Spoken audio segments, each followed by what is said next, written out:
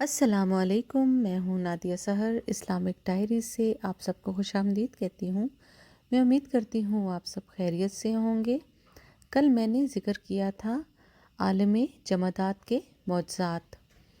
آج میں آپ سے ذکر کروں گی رسول اللہ صلی اللہ علیہ وسلم کے عالم نباتات کے معجزات۔ تو چلیں شروع کرتے ہیں۔ بسم اللہ الرحمن الرحیم۔ خوشہ درخت سے اتر پڑا۔ حضرت عبداللہ بن عباس رضی اللہ تعالیٰ عنہ کا بیان ہے کہ ایک اعرابی بارگاہ رسالت میں حاضر ہوا اور اس نے آپ سے عرض کیا کہ مجھے یہ کیوں کر یقین ہوا کہ آپ خدا کے پیغمبر ہیں۔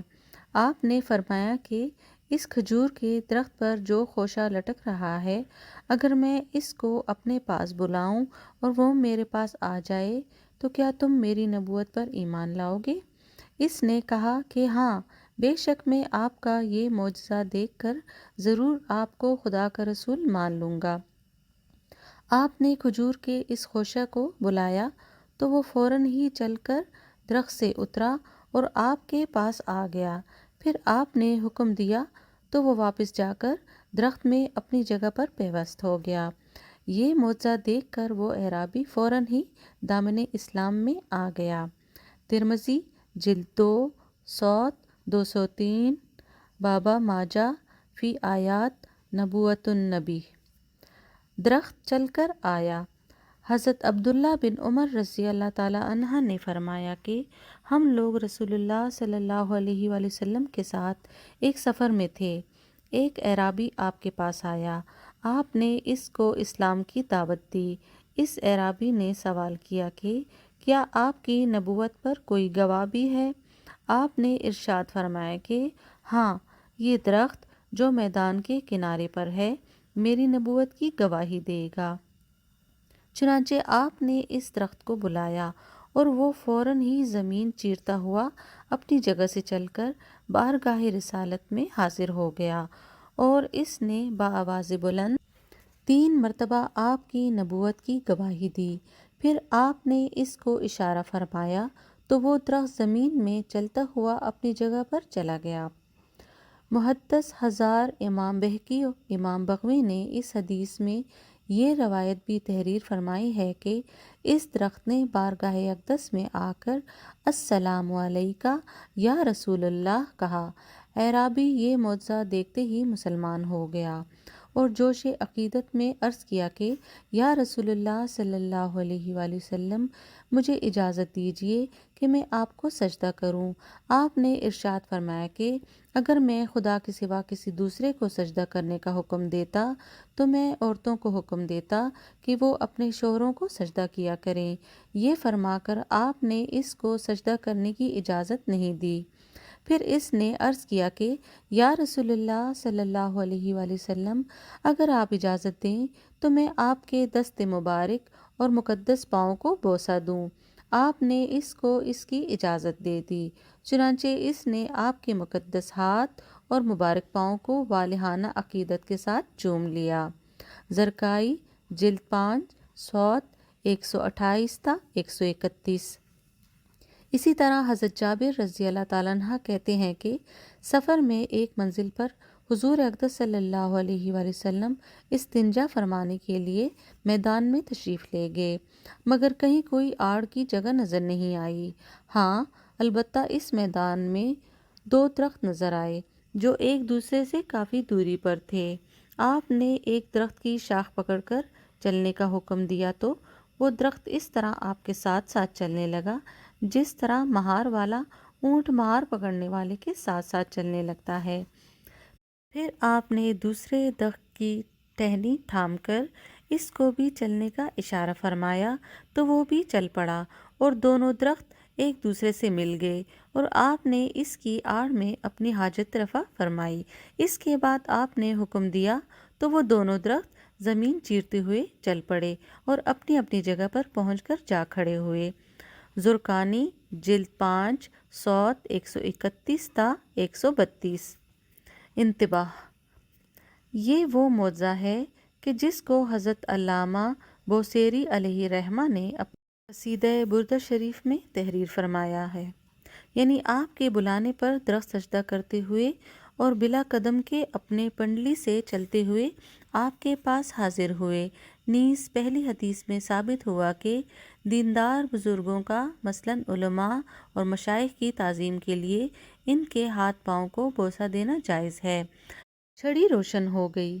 حضرت انس رضی اللہ تعالیٰ عنہ کہتے ہیں کہ دو صحابی حضرت اسید بن حضیر اور عباد بن بشر رضی اللہ تعالیٰ عنہ اندھیری رات میں بہت دیر تک حضور صلی اللہ علیہ وآلہ وسلم سے بات کرتے رہے۔ جب یہ دونوں بارگاہ رسالت سے اپنے گھروں کے لیے روانہ ہوئے تو ایک کی چھڑی ناگہاں خود بخود روشن ہو گئی اور وہ دونوں اسی چھڑی کی روشنی میں چلتے رہے۔ جب کچھ دور چل کر دونوں کے گھروں کا راستہ الگ الگ ہو گیا تو دوسرے کی چھڑی بھی روشن ہو گئی اور دونوں اپنی اپنی چھڑیوں کی روشنی کے سہارے سخت اندھیری رات میں اپنے اپنے گھروں تک پہنچ گئے۔ مشکوٰۃ جلد 2 صوت 544، بخاری جلد الف صوت 537۔ اسی طرح امام احمد نے حضرت ابو سعید خدری رضی اللہ تعالیٰ عنہ سے روایت کی ہے کہ ایک مرتبہ حضرت قتادہ بن نعمان رضی اللہ تعالیٰ عنہ نے حضور صلی اللہ علیہ وآلہ وسلم کے ساتھ عشاء کی نماز پڑھی۔ رات سخت اندھیری تھی اور آسمان پر گھنگھور گھٹا چھائی ہوئی تھی۔ بوقت روانگی حضور صلی اللہ علیہ وآلہ وسلم نے اپنے دست مبارک سے انہیں درخت کی ایک شاخ عطا فرمائی اور ارشاد فرمایا کہ تم بلا خوف و خطر اپنے گھر جاؤ، یہ شاخ تمہارے گھر ہی میں ایسی روشن ہو جائے گی کہ 10 آدمی تمہارے آگے اور 10 آدمی تمہارے پیچھے اس کی روشنی میں چل سکیں گے، اور جب تم گھر پہنچو گے تو ایک کالی چیز کو دیکھو گے، اس کو مار کر گھر سے نکال دینا۔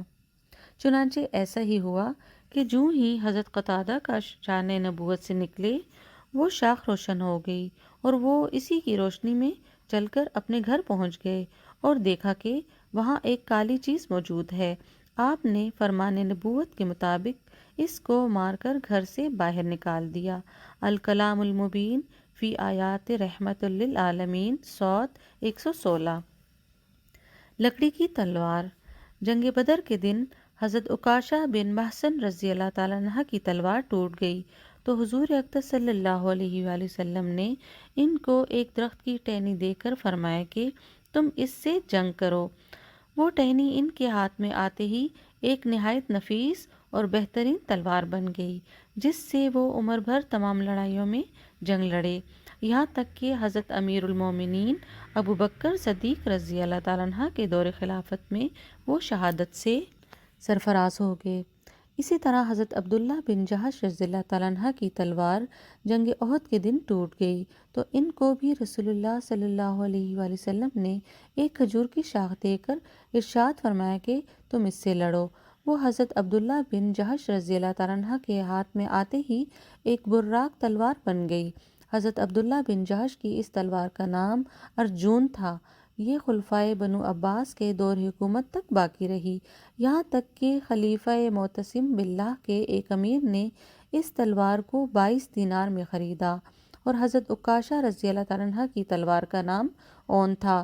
یہ دونوں تلواریں حضور صلی اللہ علیہ وآلہ وسلم کے معجزات اور آپ کے تصرفات کی یادگار تھی۔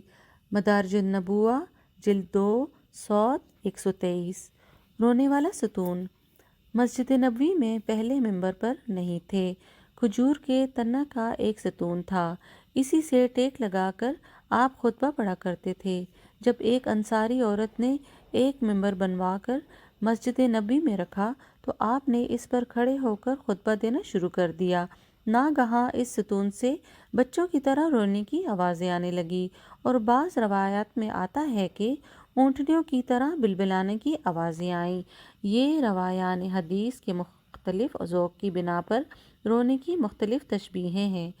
راویوں کا مقصود یہ ہے کہ درد فراق سے بلبلا کر اور بے قرار ہو کر ستون زار زار رونے لگا، اور بعض روایتوں میں یہ بھی آیا ہے کہ ستون اس قدر زور زور سے رونے لگا کہ قریب تھا کہ جوش گریہ سے پھٹ جائے، اور اس رونے کی آواز کو مسجد نبوی کے تمام نمازیوں نے اپنے کانوں سے سنا۔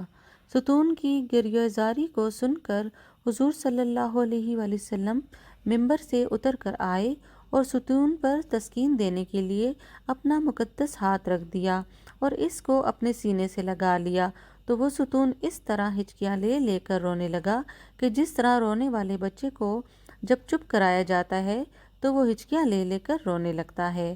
بالآخر جب آپ نے ستون کو اپنے سینے سے چمٹا لیا تو وہ سکون پا کر خاموش ہو گیا، اور آپ نے ارشاد فرمایا کہ ستون کا یہ رونا اس بنا پر تھا کہ یہ پہلے خدا کا ذکر سنتا تھا، اب جو نہ سنا تو رونے لگا۔ بخاری جلد 2 صوت 281، باب النجار 506، باب علامات نبوہ۔ اور حضرت بریدہ رضی اللہ تعالیٰ عنہ کی حدیث میں یہ بھی وارد ہے کہ حضور صلی اللہ علیہ وآلہ وسلم نے اس ستون کو اپنے سینے سے لگا کر یہ فرمایا کہ اے ستون، اگر تو چاہے تو میں تجھ کو پھر اس باغ میں تیری پہلی جگہ پر پہنچا دوں تاکہ تو پہلے کی طرح ہرا بھرا درخت ہو جائے اور ہمیشہ پھلتا پھولتا رہے، اور اگر تیری خواہش ہو تو میں تجھ کو باغ بہشت کا ایک درخت بنا دینے کے لیے خدا سے دعا کروں تاکہ جنت میں خدا کے اولیاء تیرا پھل کھاتے رہیں۔ یہ سن کر ستون نے اتنی بلند آواز سے جواب دیا کہ آس پاس کے لوگوں نے بھی سن لیا۔ ستون کا جواب یہ تھا کہ یا رسول اللہ صلی اللہ علیہ وآلہ وسلم، میری یہی تمنا ہے کہ میں جنت کا ایک درخت بنا دیا جاؤں تاکہ خدا کے اولیاء میرا پھل کھاتے رہیں اور مجھے حیات جاودانی مل جائے۔ حضور صلی اللہ علیہ وآلہ وسلم نے فرمایا کہ اے ستون، میں نے تیری اس آرزو کو منظور کر لیا۔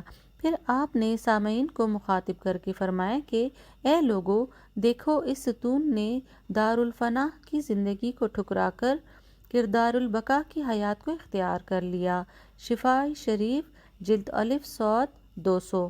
ایک روایت میں یہ بھی آیا ہے کہ آپ نے ستون کو اپنے سینے سے لگا کر ارشاد فرمایا کہ مجھے اس ذات کی قسم ہے جس کے قبضہ قدرت میں میری جان ہے کہ اگر میں اس ستون کو اپنے سینے سے نہ چمٹاتا تو یہ قیامت تک ہی روتا رہتا۔ واضح رہے کہ گریہ ستون کا یہ معجزہ احادیث اور سیرت کی کتابوں میں 11 صحابیوں سے منقول ہے، جن کے نام یہ ہیں: نمبر 1 جابر بن عبداللہ، نمبر 2 ابی بن کعب، نمبر 3 انس بن مالک، نمبر 4 عبداللہ بن عمر، نمبر 5 عبداللہ بن عباس، نمبر 6 سہل بن سعد، نمبر 7 ابو سعید خضری، نمبر 8 بریدہ، نمبر 9 ام سلمہ، نمبر 10 مطلب بن ابی وادہ، نمبر 11 عائشہ رضی اللہ تعالیٰ عنہم۔ پھر دور صحابہ کے بعد ہر زمانے میں راویوں کی ایک جماعت کثیرہ اس حدیث کو روایت کرتی رہی، یہاں تک کہ علامہ قاضی ایاز اور علامہ تاج الدین سبکی نے فرمایا کہ گریہ ستون کی حدیث خبر متواتر ہے۔ شفاء شریف جلد الف صوت 199۔ اول الکلام المبین صوت 116۔ اس ستون کے بارے میں ایک روایت ہے کہ آپ نے اس کو اپنے ممبر کے نیچے دفن فرما دیا، اور ایک روایت میں آیا ہے کہ آپ نے اس کو مسجد نبوی کی چھت میں لگا دیا۔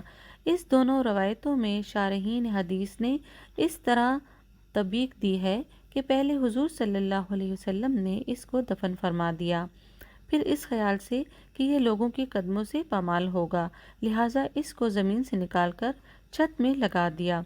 اس طرح زمین میں دفن کرنے اور چھت میں لگانے کی دونوں روایتیں دو وقتوں میں ہونے کے لحاظ سے دونوں درست ہیں، واللہ اعلم۔ پھر حضور صلی اللہ علیہ وسلم کے بعد جب تعمیر جدید کے لیے مسجد نبوی منہدم کی گئی اور یہ ستون چھت سے نکالا گیا تو اس کو مشہور صحابی حضرت ابی بن کعب رضی اللہ تعالیٰ عنہ نے ایک مقدس تبرک سمجھ کر اٹھا لیا اور اس کو اپنے پاس رکھ لیا، یہاں تک کہ یہ بالکل ہی کہنا اور پرانا ہو کر چور چور ہو گیا۔ اس ستون کو دفن کرنے کے بارے میں علامہ زرقانی نے یہ نکتہ تحریر فرمایا کہ اگرچہ یہ خشک لکڑی کا ایک ستون تھا مگر یہ درجات و مراتب میں ایک مومن کے مثل قرار دیا گیا، کیونکہ یہ حضور صلی اللہ علیہ وآلہ وسلم کے عشق و محبت میں رویا تھا، اور رسول اللہ صلی اللہ علیہ وآلہ وسلم کے ساتھ عشق و محبت کا برتاؤ یہ ایمان والوں ہی کا خاصہ ہے۔ شفاء شریف جلد الف صوت 200 زرقانی جلد 5 صاد 138۔ میں امید کرتی ہوں میرا آج کا ایپیسوڈ آپ کو ضرور پسند آئے گا، تو میری ویڈیو کو لائک کریں، شیئر کریں، میرے چینل کو سبسکرائب کریں۔ اپنا بہت زیادہ خیال رکھیے گا، دعاؤں میں یاد رکھیے گا۔ آپ سب کا بہت شکریہ۔ اللہ حافظ۔